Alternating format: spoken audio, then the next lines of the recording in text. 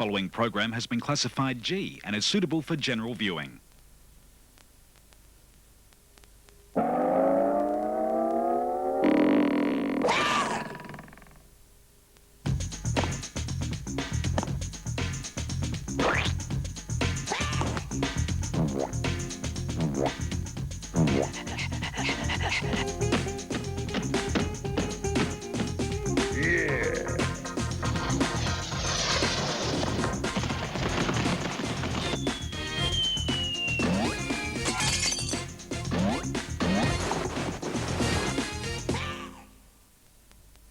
Hello and welcome to another edition of the Cricket Show. Today we head off to the Queensland bush for an annual town versus country match. Plus, our coaching tip will promote the powers of concentration. But first up, we open the attack with a bull strike weapon. Last season, when Michael Kasprowicz broke the record for the most first-class wickets in an Aussie summer, few could doubt that he was ready for higher honours. Tim Sheridan caught up with a Casper, the fast-bowling Queenslander. Michael Kasprowicz is familiar enough with the Gabba nets. When he arrived there before the first test of this series, it was after 22 appearances at the ground. His quest this time was to avoid the drinks trolley for a test debut. At 24, and with more than 260 first-class wickets, Casper felt he was ready after an off-season of hard work. With the Super 8s we played during the year, I did a lot of work on my slow balls and variation in pace and all that, where I think last year I possibly didn't own quite that. But I think, this year, I've learned a lot more, I'm more confident with my bowling. So, yeah, definitely, pick me. Forwards. Late on the second day in Brisbane, Michael had his chance at the Windies. He bowled with characteristic passion, but very little luck. Oh, yes! Oh, no. Well, I thought there was a noise. History will record him as the only Australian bowler to go wicketless in his first two tests. The total cost in runs 126. Michael had fast-tracked a recovery from German measles to make the test, but he's a long way yet from needing excuses. It's a fair bet his outswingers will trouble international opponents in the future. His record, talent and determination to improve have been obvious each summer. I think last year was a good year for me, and that one of the areas I did improve a lot was the level of a good spell compared to one of my bad spells, or not so good spells. And I think I decreased that level, so there's less bad spells and a lot more good bowling. Michael bowled for his state as a schoolboy and is the youngest Australian to take 50 first-class wickets in a season. He took 60 wickets for Essex in 1994, and the proceeds of his career so far have nicely renovated a house in Brisbane. This is your tablecloth too, isn't it? Yes, it is. Yeah. Well brought up, I was. Yeah. You are impressive. You're very impressive in that regard. Thanks very much. It's all right. I'm sorry it's unopened. Someone played a hand in this, Oh, definitely. The guests are Michael's girlfriend Lindsay and his mother Joan. Michael was 9 when she separated from the father of her 3 boys. All played rugby union, with Simon captaining this year's Australian under-19 team. The modest, lovely woman who nurtured these careers demands little public acclaim for all her work. Did he take much encouragement when he was young?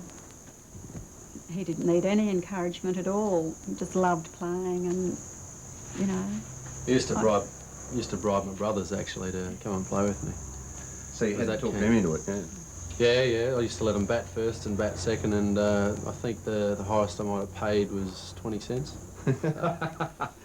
So you had paid practice partners? Yep, I was keen. Professional sport happened in our family way back then. When there's no father figure there and your mum's filling in like that, did you have a mentor in cricket, someone who took you under their wing early? Well, we had a lot of cricket coaches, I guess, in all the junior teams and through school and afterwards, but not really sort of one that stands out. There was a lot of people that have influenced and been a good part of it. Have helped out a lot over the years, but yeah, not so much one that's sort of taken me under the arm in a headlock and go this way, pal, type thing. But yeah, no, the good thing was I was always playing with people older than myself, and you know, maybe that matured me a little bit faster, and you know, I guess having to look after two younger brothers too, I sort of felt that there was a bit more responsibility there. That Casper didn't begin his Test career with a bag of wickets will not sway the faith of those who've watched him hover near the elite level for some years. Last summer he took a record 64 wickets for Queensland at a little over 20. And while the in-swinger has drifted out of his game, outstanding success on the 1995 Young Australia Tour of England has not gone unnoticed. As for that Test debut, it's worth mentioning that even the great Jeff Thompson was none for 110 after his first Test. It's the birthplace of Qantas and home to the Stockman's Hall of Fame, but Longreach isn't renowned as a capital of cricket. Still, when Michael Marr travelled there recently for the town versus country game, he found cricket alive and well. You won't find any of these players in the Hall of Fame, but that doesn't detract from the contest. For respective captains, Country's Jack McColl and Town's Tim Hughes, cricket is a sporting and social must. Hard it is. Got to win. We might have a field, thanks, Jack. Good luck. Good on you. Right. Thanks, Tim.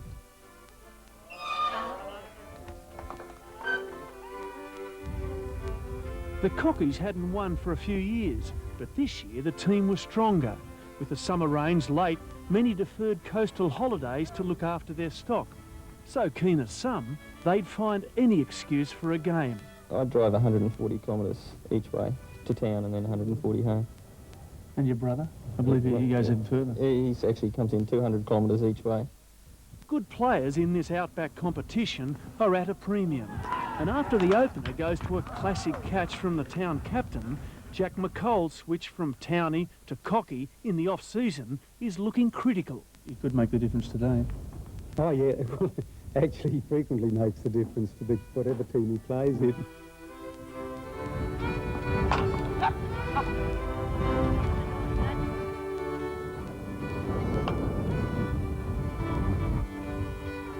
When Jack, who turned down a representative tryout early in his career, did leave the pitch, he'd notched up another half-century. There are a lot of good cricketers in the country. There really are a lot of good cricketers, and I think they have been missed. But with the systems that are around now, the states, I think that it's getting better. You know, that more and more country fellas have got an opportunity, I think. Country's Rob Richardson is also not short of talent, powering to 87. When Town do front for a bat, they're chasing 211 runs. With the mercury through 40 degrees and rising, a short outcome is needed. Peter, do you think you could wrap it up in a couple of hours? Maybe even an hour? How quick? 1 hour? $50 for 1 hour. No problem at all. Yeah. We'll have this all done in about an hour, mate. Not a problem.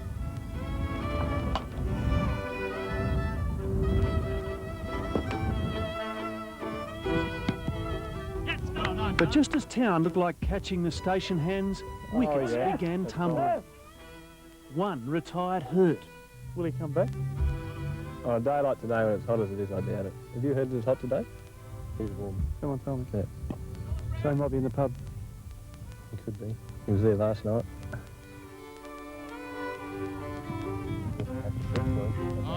But fielding decided this match. Jack McColl's hands would have done Mark Taylor proud. There's a few more towns on here than country, but they're fixing that up by the sound of it. Great effort today. Thanks very much. Congratulations, Jack. Thanks, Tim. Thanks a lot. That's pretty modest. Very modest. I can tell from the way you reacted after that catch.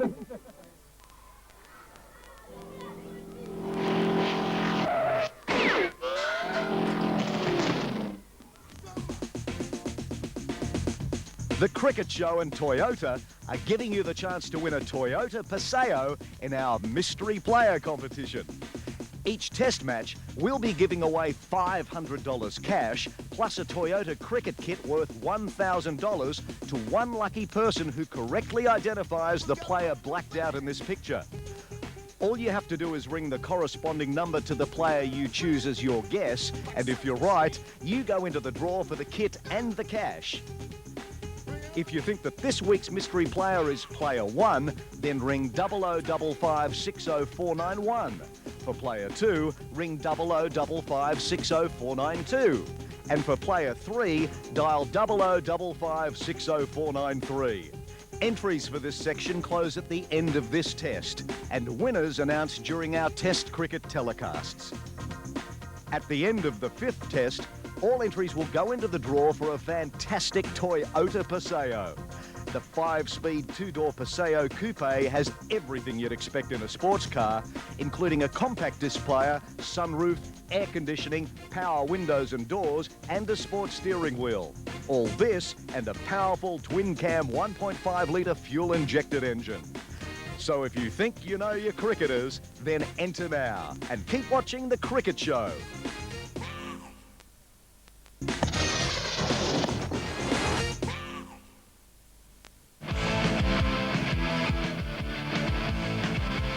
A slashing cover drive for 4 not only gives Darren Berry another half-century, it gives Victoria an improbable last-over victory against Tasmania.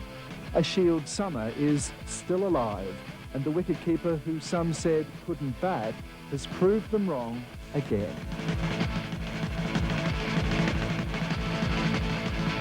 As a young fellow, I was mad football and mad cricket, and my childhood hero was Rodney Marsh. I used to always turn the TV on for the test matches, and I'd love to see Marsh diving across the screen, and I suppose as a young kid, that was what I aspired to be like, you know, a wicket-keeper like Rod Marsh. It's funny though, when I first started cricket in Dandenong club side called Buckley Ridges, they already had a wicket-keeper, so I just had to bide my time, and I rolled out the leg spinners to start with, but there was no threat to Shane Warne, that's for sure. And then my parents retired and we moved down to South Gippsland country town, Wonthaggi.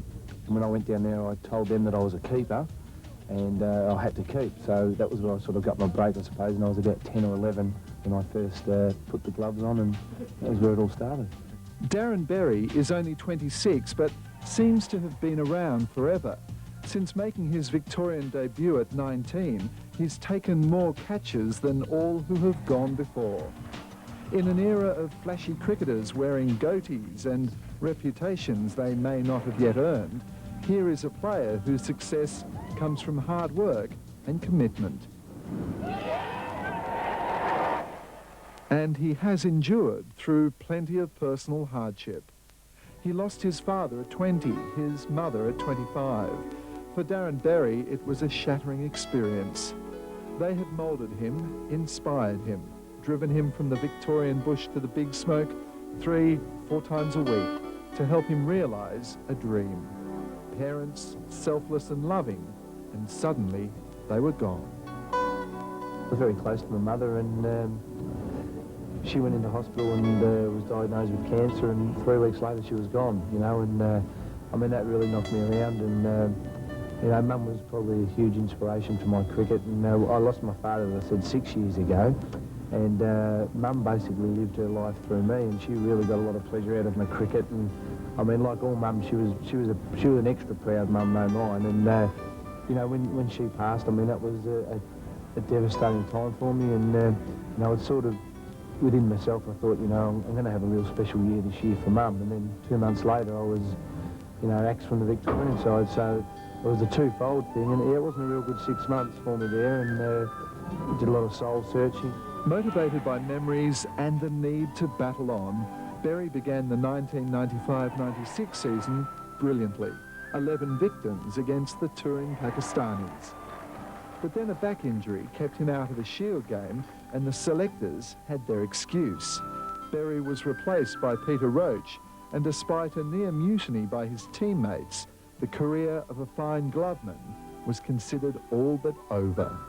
Look, I spoke to Kevin Sheedy last year, you know, high-profile AFL coach here in Melbourne, and he said to me, if you believe in yourself and you're good enough, you'll get back, you know, and I suppose that was a lesson for, you know, everyone, that you've just got to believe in yourself and stick at it, and the wheel will turn. You know, the other option would have been to spit the dummy, I suppose, and throw it all in, but, I mean, it was too important to me, and, you know, I felt I had a lot to offer still. And a reshuffle at the top would give him his chance. A new coach, John Scholes, a new captain, Shane Warne, believed he could get back. And back in November, he did. Playing his first game after a year of trauma, wearing his mother's wedding ring close to his heart, he went out to bat with Matthew Elliott, Victoria at 5 for 100, chasing another 357 runs for victory. It was an almost impossible task, but then they'd sat up the night before watching Evander Holyfield do the impossible against Mike Tyson. Darren was hardly short for inspiration. Holyfield smothers Tyson! Looking to put Tyson... We seen the Holyfield knock out Tyson and we said, unbelievable. You know, no one, I don't think many people around the world expected that to happen. And I said to Matty, hey, unbelievable things happen. I said, let's do something tomorrow. Now, I don't think in our wildest dreams we believed we were going to put on 300, but we did. But 370 would have been nice because then we would have won the game. Now he had a first-class 100 behind him, self-doubt fell away. Next up, South Australia, where the batsman played straight into his hands. First inning was just unbelievable, you know, 7 catches and a stumping, and the wicketkeeper can only take really what the bowlers produce, and they were just getting the outside edge, and they were all coming, you know, in my direction, and it was a number, eight dismissals in innings. You know, it was just a freakish thing that happened, and then to get 3 out of the first 5 in the second dig, all of a sudden I had to show it, you know, the world record, and as it turned out, we got the last 5 wickets, and me and Harvey did a great job, but none fell my way, so I finished up on 11. But most importantly, you know, we got the 6 points and it was just a great game to be involved in. And then came that match-winning cover drive. You know, as Darren Berry's long summer rolls on, I hope he savours every minute of it. For this cricketer, full of old-fashioned virtues, has earned his rewards the hard way. There's a future to plan for now. He's building a home, getting married in April. And there are still lots of runs to make, catches to take, and a tour to England to strive for. Darren Berry has learnt a lot about rising to the challenge.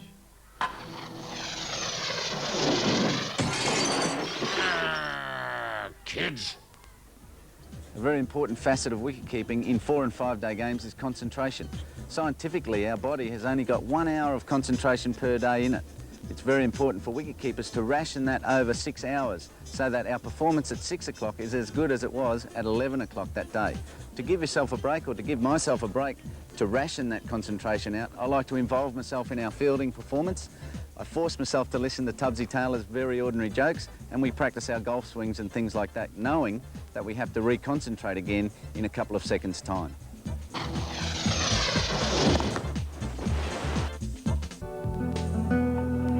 Scoring first-class cricket matches has long been a man's domain, but over the last few years, we've seen an increasing trend with more women taking up the craft.